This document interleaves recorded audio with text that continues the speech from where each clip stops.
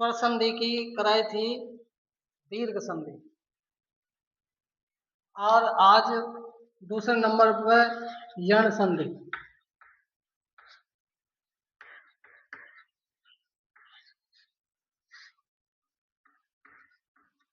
यण संधि तो देखिए, यण संधि किसे कहते हैं और यण संधि की क्या परिभाषा है। इको यणची इस सूत्र से, इको यणची इस सूत्र से एक प्रत्याहार का यण प्रत्याहार हो जाता है। यानी कि एक प्रत्याहार के अंतर्गत कौन से आते हैं, ई, उ, री और लरी एक प्रत्याहार के अंतर्गत आते हैं। और यण प्रत्याहार के ये, वे, रे और ले यण प्रत्याहार के अंतर्गत आते हैं।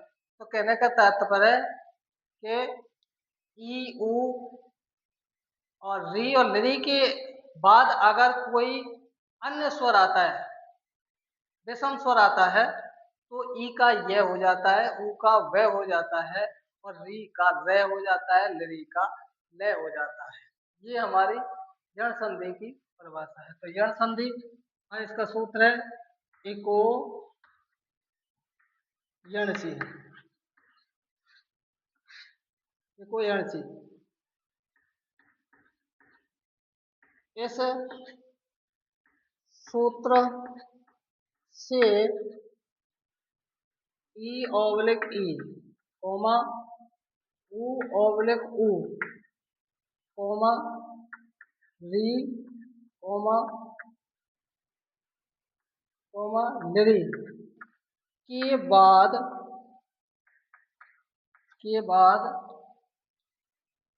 अगर दूसरा स्वर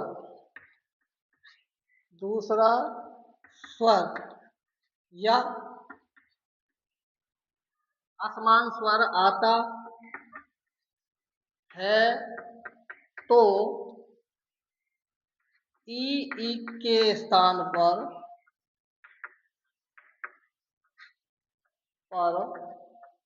ये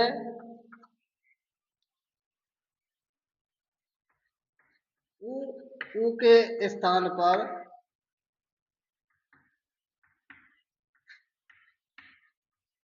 वे और री के स्थान पर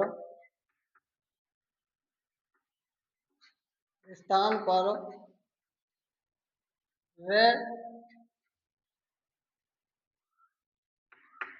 और लरी के स्थान पर ले हो जाता है। देखिए वो कह रहा है कि इको यणची एक प्रत्याहार के स्थान पर यण प्रत्याहार हो जाता है। तो एक प्रत्याहार के सूत्र से ई, उ, री और लरी के बाद अगर दूसरा स्वर यानी कि इनके अलावा असमान स्वर कोई भी आता है तो ई के स्थान पर यह हो जाता है, उ के स्थान पर वह हो जाता है और री के स्थान पर रे हो जाता है और लरी के स्थान पर ले हो जाता है। तो उदाहरण अब देखें, ई का उदाहरण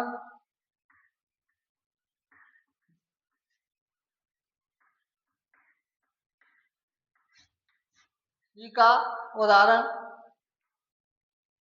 यदि प्लस अपि, यदि प्लस अपि। अब देखिए यहाँ ई है प्लस यहाँ क्या है ए, ई के बाद असमान स्वर आया है तो जब ये दोनों मिलेंगे तो ई के स्थान पर क्या हो जाएगा, यह हो जाएगा। क्या हो जाएगा, यह हो जाएगा। तो ये शब्द हमारा जो बनेगा वो बनेगा यद्यपि। क्या बनेगा, यद्यपि बनेगा। इसी प्रकार से इति प्लस आह, इति प्लस आह।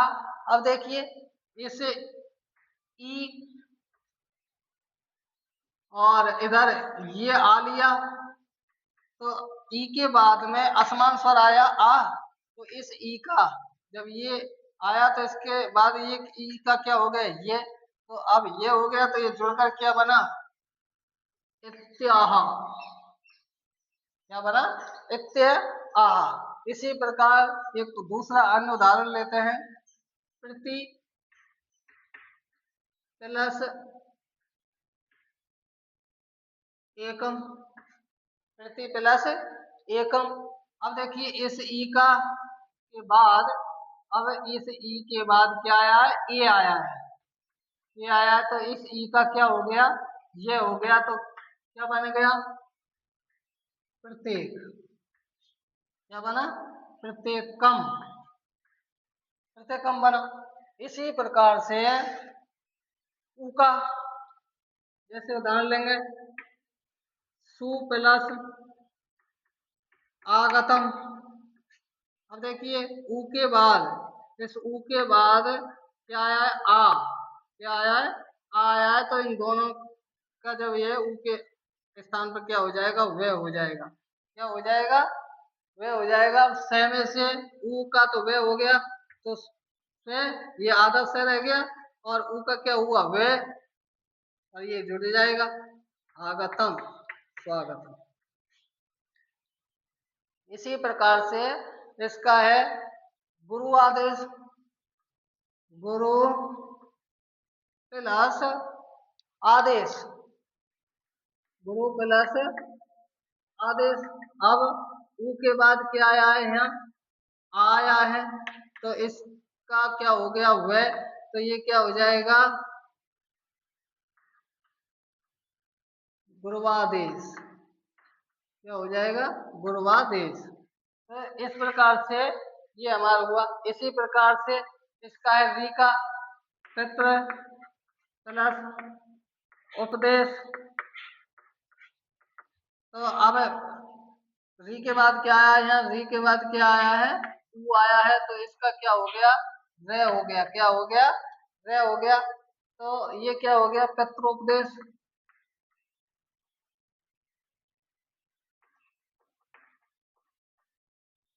हो गया पुत्रोपदेश। तो इस प्रकार से इसमें ये रे बन गया पुत्रोपदेश। इस प्रकार से लृ का भी है ये लृ प्लस आदेश, आदेश तो लृ के बाद आ आया है, तो लृ का क्या होगा ले, और आ इसमें जुड़ जाएगा तो क्या हो जाएगा लादेश, क्या हो जाएगा लादेश हो जाएगा। या फिर लृ प्लस आकृति, अब लृ के बाद क्या आया आ आया है, तो लय हो जाएगा इसका, तो क्या बन जाएगा लाकृति, क्या बन जाएगा लाकृति। अब बात आती है कि मैंने बताया था कि स्वर संधि में संधि विच्छेद करने के लिए, यानी कि संधि के दो भाग में बांटने के लिए, खंड करने के लिए हमको क्या देखते हैं स्वर संधि में अधिकतर हम मात्रा देखते हैं। लेकिन इसमें देखिए जन संधि में जहां भी आपको आधा शब्द मिले, देखिए यहाँ पर जैसे ये हमारा है यद्यपि, तो इसमें आधा शब्द यहाँ ये और दे मिल रहा है, तो यहाँ से तोड़ेंगे, प्रत्येक से आधा है यहाँ से तोड़ लेंगे। इसमें आधा शब्द ये है स्वागत में, ये से आधा है, इसके जस्ट पीछे देखेंगे। इसी प्रकार गुरुवादेश में भी तो संधि विच्छेद करने के लिए यण संधि में अधिकतर आधा शब्द मिलेगा, और उसके जस्ट बाद यह मिलेगा वह मिलेगा,